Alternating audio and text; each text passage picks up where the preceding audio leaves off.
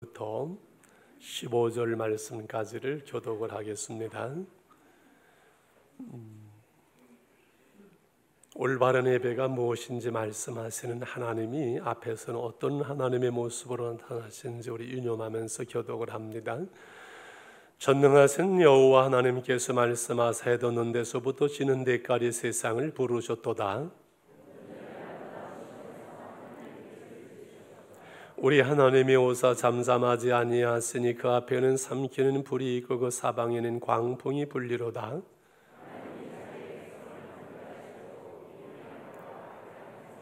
이르시되 나의 성도들을 내 앞에 모으라. 그들은 제사로 나와 언약한 이들이니라 하시도다.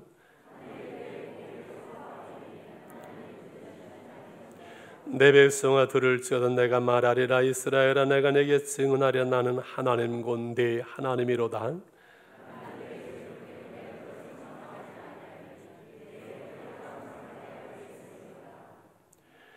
내가 내 집에서 수선한 내 오리에서 수념소를 가져가지 아니하리니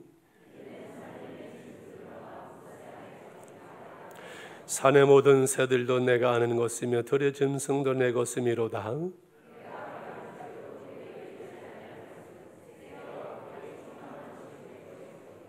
내가 스스의 고기를 먹으며 염소의 피를 마시겠느냐? 감사로 하나님께 제사를 드리며 제존하신 이에게 내 소원을 갚으며 환난 날에 나를 부르라. 내가 너를 건지리니 내가 나를 영화롭게 하리라. 아멘.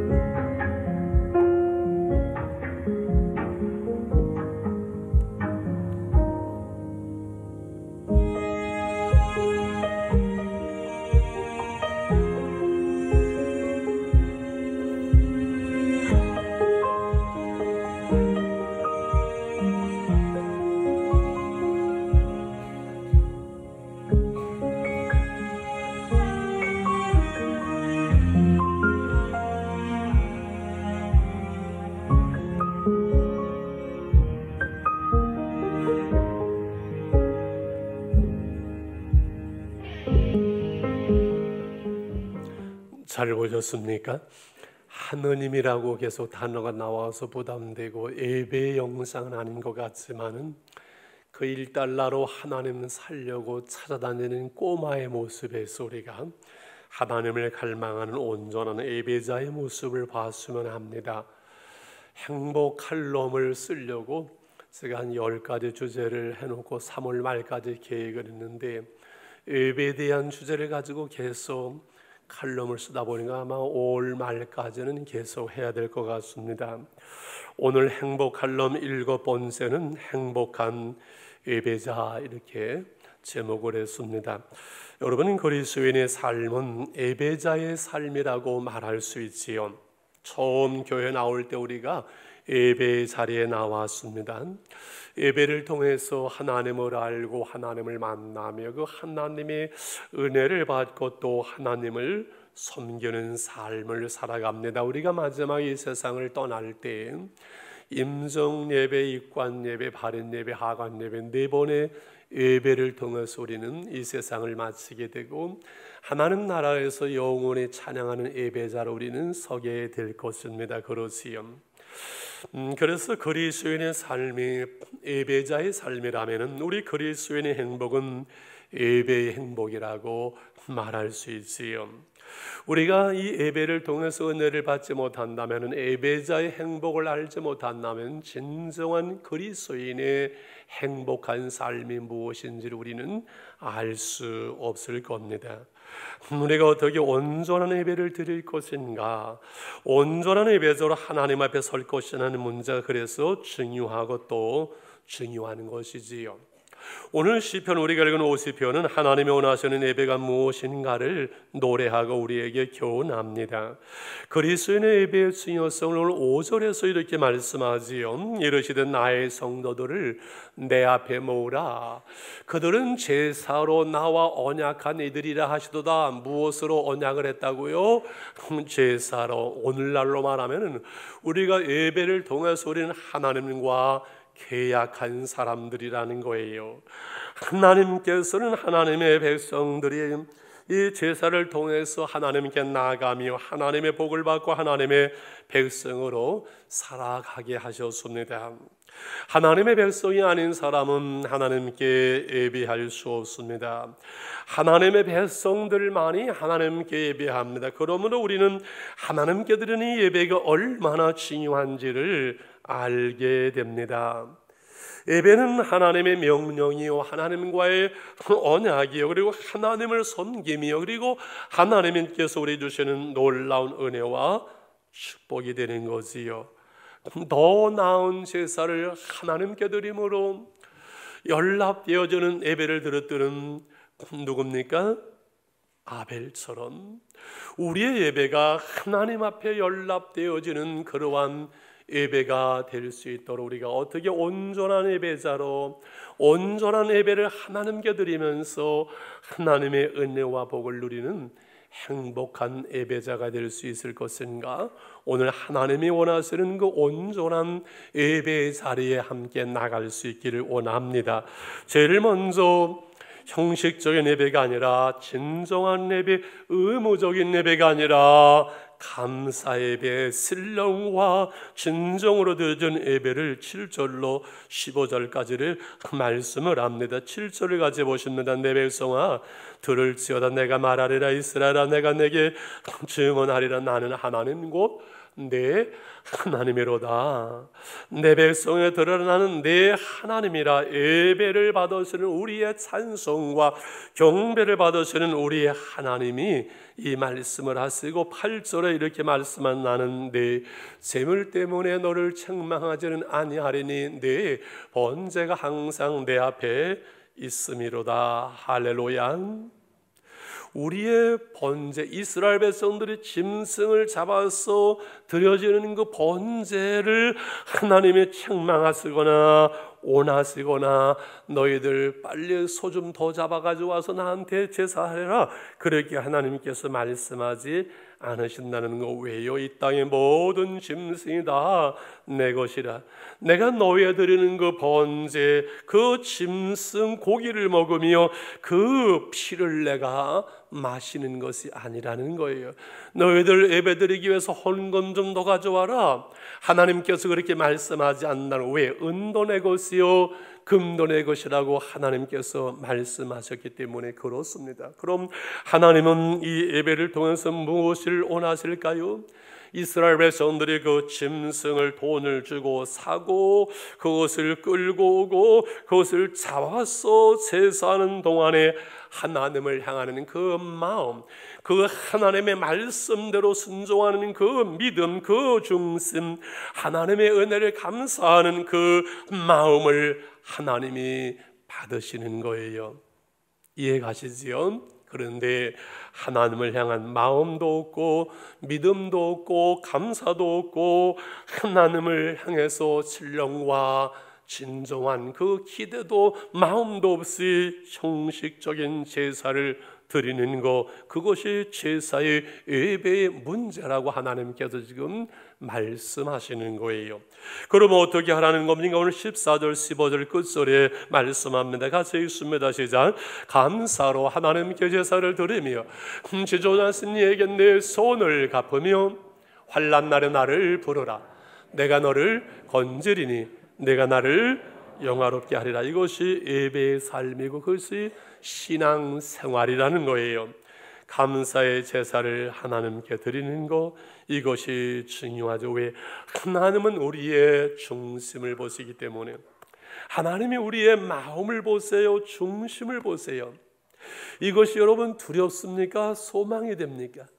우리가 좀 부족하고 잘못할지라도 하나님을 향하는 그 중심, 우리의 마음을 보신다면 우리의 중심, 우리의 마음 하나만 하나님을 향하여 여러분 바르게 하면은, 온전하게 하면은 될 거 아닙니까?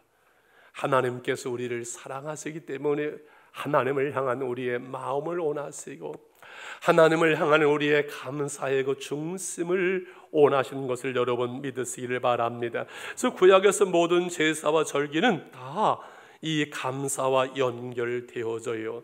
유월절은 그 백성 이스라엘 애굽에서 해방되어 나오는 것을 감사함으로 하나님께 제사하는 거예요. 초실절은 첫 수확을 감사하는 거예요. 그리고 수장절은 수확을 감사하면서 하나님께 제사하는 거예요. 그러면서 유월절은 예수 그리스도의 고난, 초실절은 예수 그리스도의 부활, 모든 것이 오실 예수님과 연결되어지는 것처럼 오늘 우리가 하나님께 예배드리면 죽을 수밖에 없는 죄인을, 멸망할 수밖에 없는 우리를 예수 그리스도를 통해 구속하시고 그를 믿음으로 구원받게 하시는 놀라운 구원의 은총을 감사하며 감격하며 즐거워하며 찬양하며 우리가 하나님께 나가고 하나님께 예배하는 줄 믿습니다.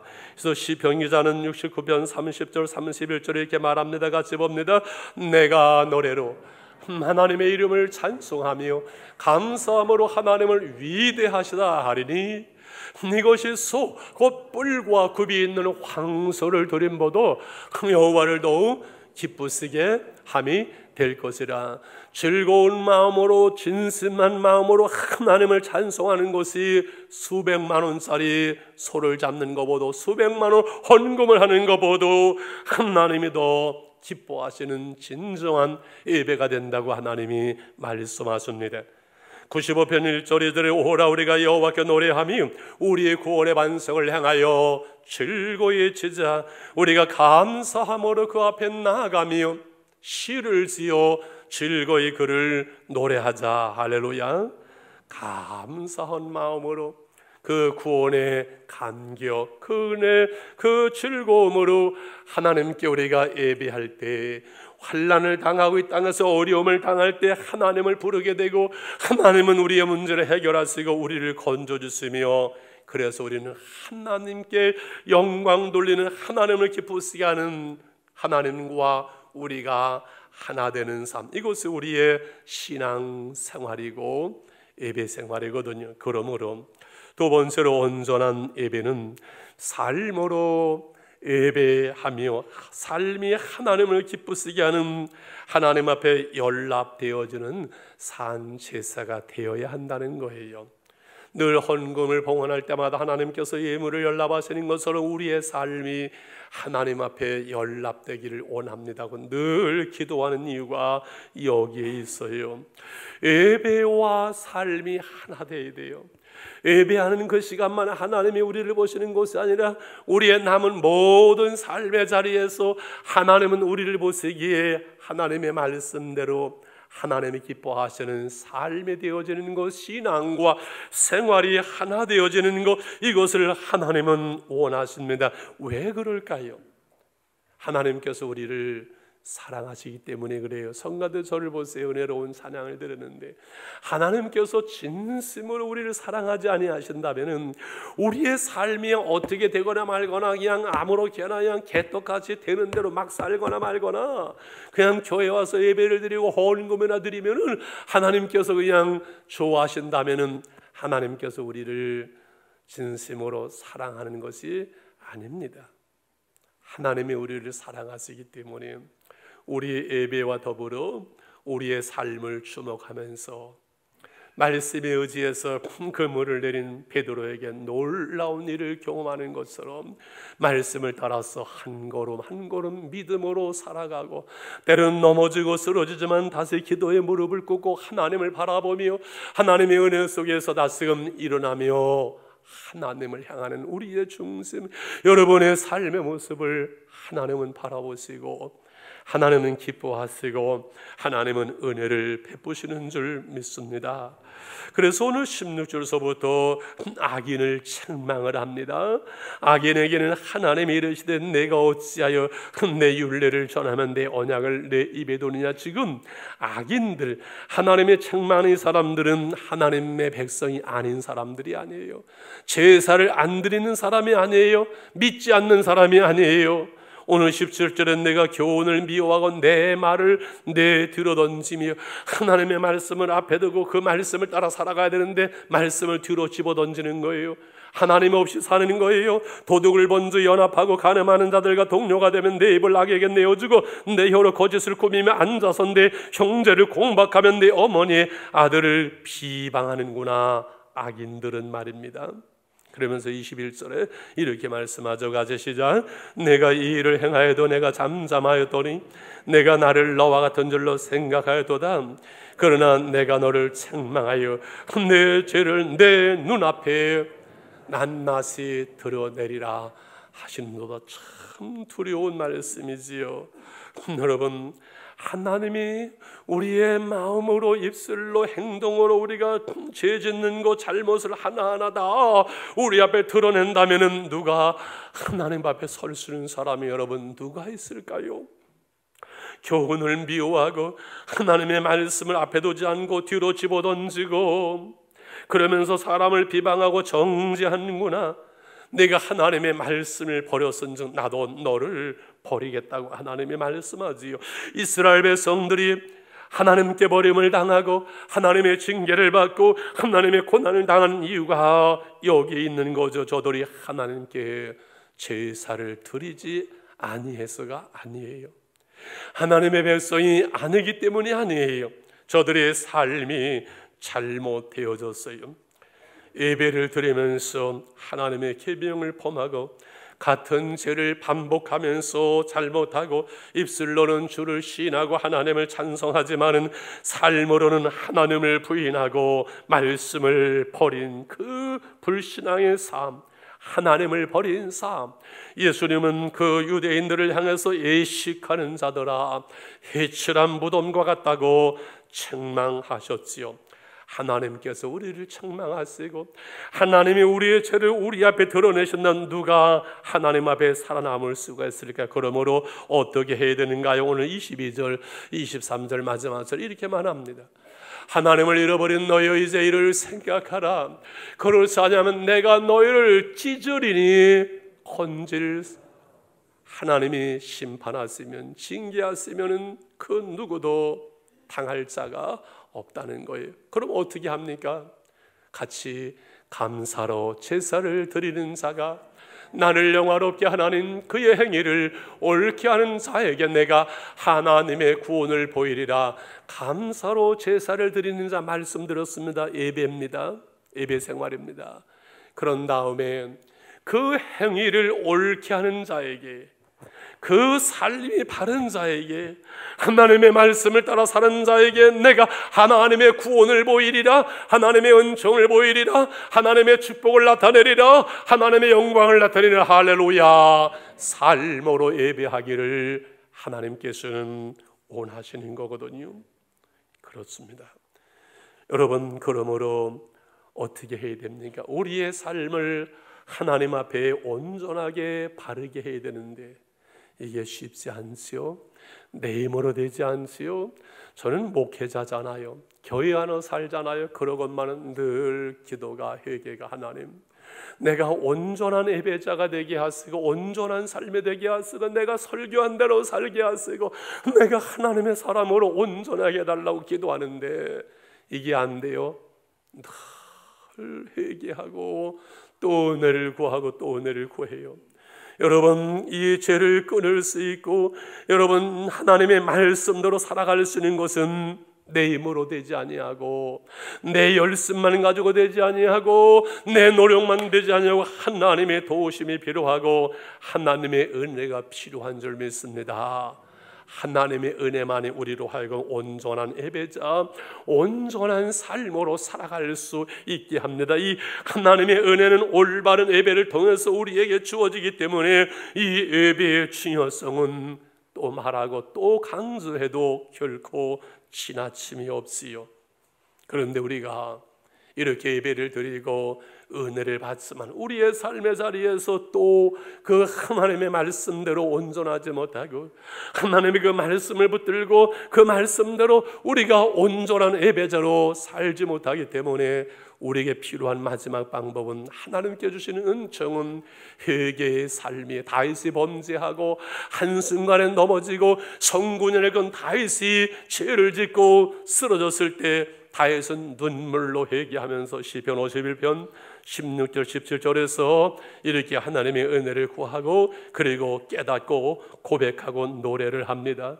주께서는 제사를 기뻐하지 아니하시니 그렇지 아니하면 내가 드렸을 것이라 주는 번제를 기뻐하지 아니하시나이다. 이 제사를 가지고 되는 것만이 아니라는 거지요. 이 물만 가지고 되는 것이 아니라는 거지요. 그 뒤에 뭐라고 말씀하십니까? 같이 읽습니다. 하나님께서 구하시는 제사는 상한 심령이라.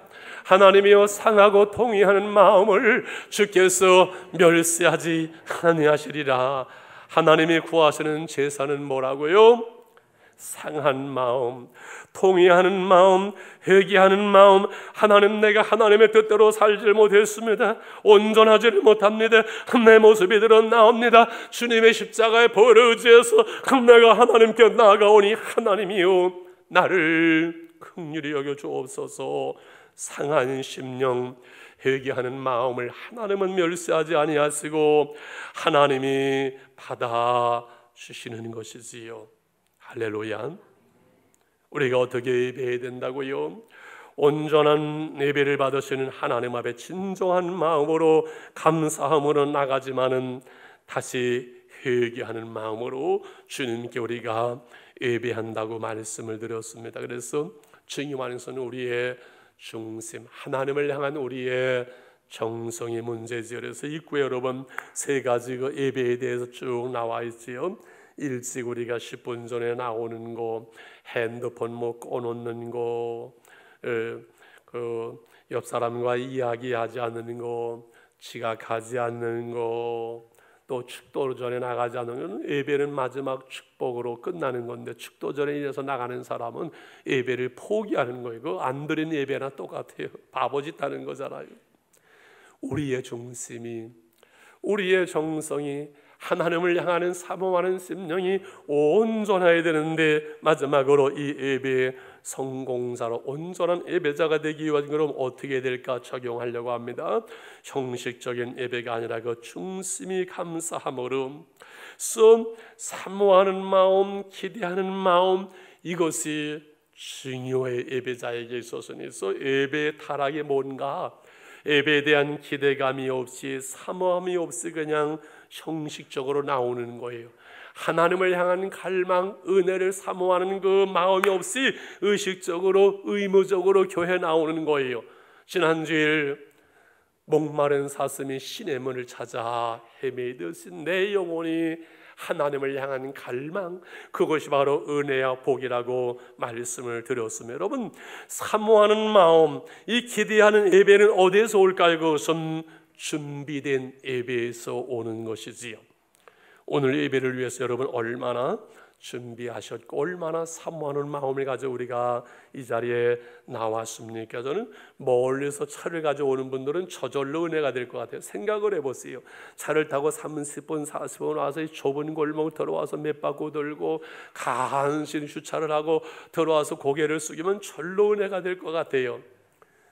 멀리서 오는 분들은 별로 지각하는 분들도 없어요. 가까운 데 있는 분들이 지각하죠. 그러면 목사님은 전부 이사가라는 말입니까? 그건 아니지요. 거리가 멀고 가까운 것이 중요한 것이 아니라 우리의 그 중심이 정말 사모하는 마음으로 예배를 기다리며 준비하며 하나님 앞에 달려 나오는 그 준비된 심령 속에는 하나님께서 언제나 은혜를 베풀어 주세요. 저는 참 놀라운 것이, 저는 1, 2, 3, 4 그냥 똑같이 설교를 해요, 그잖아요.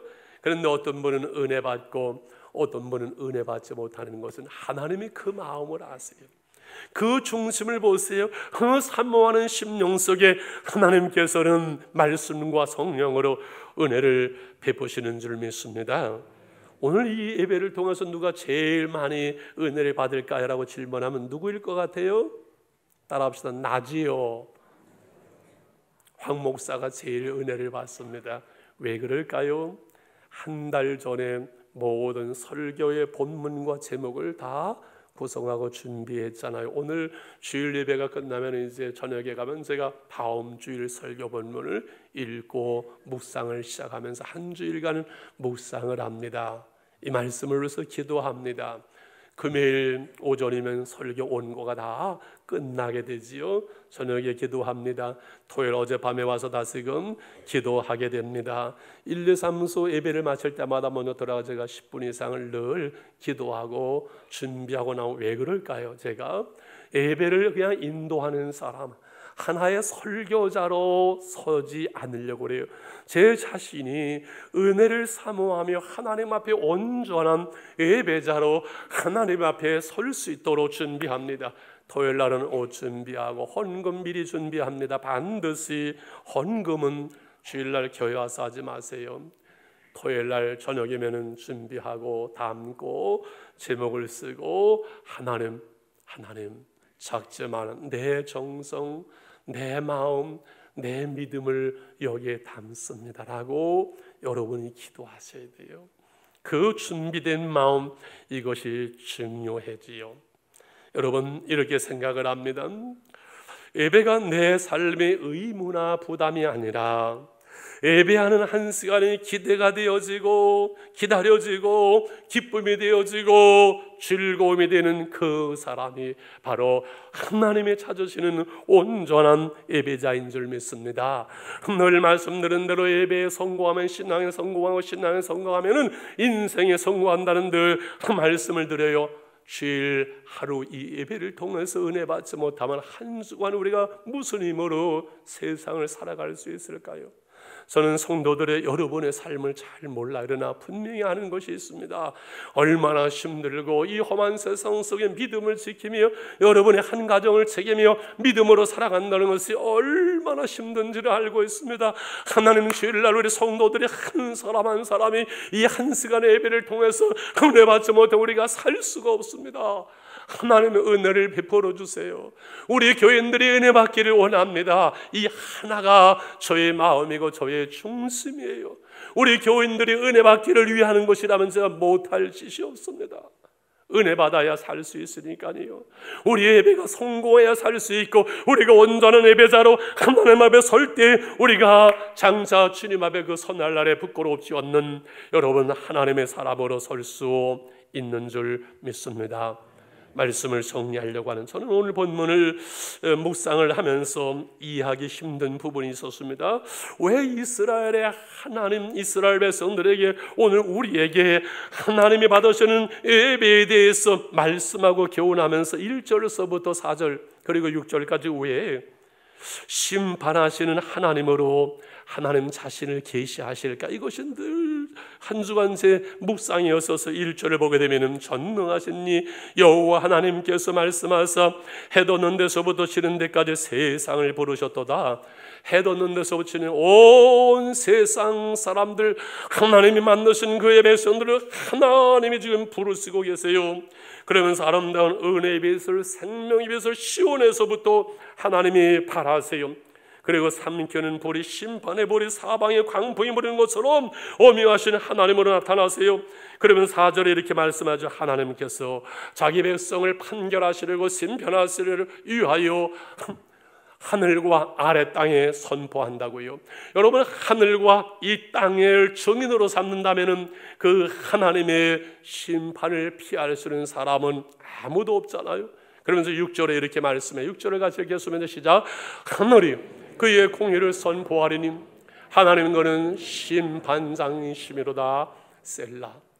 심판장이신 하나님이 이 땅의 공의를 선포하며 하나님의 심판을 행하실 때에 왜 예배를 말씀하면서 심판하시는 하나님으로 나타났을까?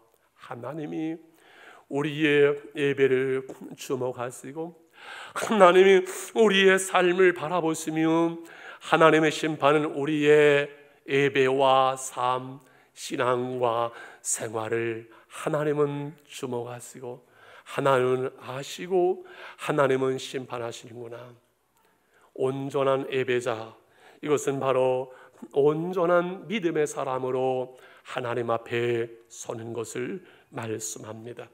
그래서 예배는 하나님의 임재하신 가운데 우리가 나아가는 것이기 때문에 행복하지요. 그분의 빛이 있고 하나님의 위로가 있고 하나님의 치유와 회복이 있습니다. 이 예배 시간에 우리는 이 땅을 살아가는 순례자, 이 땅에 영원히 사는 존재가 아니라 하나님 나라를 소망하며 하나님의 백성으로 순례자로 우리가 살아가는 것, 그리고 우리는 온전하지 못한 그리고 연약한 존재를 깨닫게 되어져요. 제가 한 주간 말씀을 준비하고 묵상하지만 마지막 나올 때 하나님, 제가 자신이 없습니다. 정말 자신 있게 이 설교를 가지고 하나님 앞에 나가는 시간에 제가 없습니다. 하나님, 부족하고 자신이 없지만은 하나님의 은혜와 긍휼을 베푸시는 하나님께서 사랑하는 성도들에게 하나님 말씀의 도구로, 은혜의 도구로, 축복의 도구로 하나님의 나를 사용해 주시옵소서. 연약한 내 모습을 보게 됩니다. 그리고 새롭게 되어지고 힘을 얻고 하나님을 찬양하는 마음 속에 평안이 있고 들어주는 손길 속에 기쁨이 있고 하나님의 축복이 있고 치유와 회복이 있는 이 예배, 온전한 예배자로 하나님 앞에 나갈 수 있는, 그래서 여호와께 노래하며 구원의 완성을 향하여 즐거이 부르고 감사함으로 그 앞에 나갈 수 있는 저와 여러분 되시기를 주의 이름으로 축원합니다. 우리 이런 마음으로 우리 예배의 찬양을 하나님께 드리기를 원합니다. 우리 이런 교회 되게 하소서. 진정한 예배가 숨쉬는 교회, 주님이 주인 되시는 교회, 믿음의 기도가 쌓이고 최고의 찬양을 드리는 교회, 말씀이 살아서 움직이는 교회, 사랑이 넘치는 교회 되게 하옵소서. 우리 기도와 찬양이 되기를 원합니다. 진정한 예배가 숨쉬는 교회, 주님이 주인 되시는 교회, 믿음의 기도가 쌓이는 교회, 최고의 찬양을 드리는 교회, 말씀이 살아 움직이는 교회, 성도의 넘치는 교회 성령과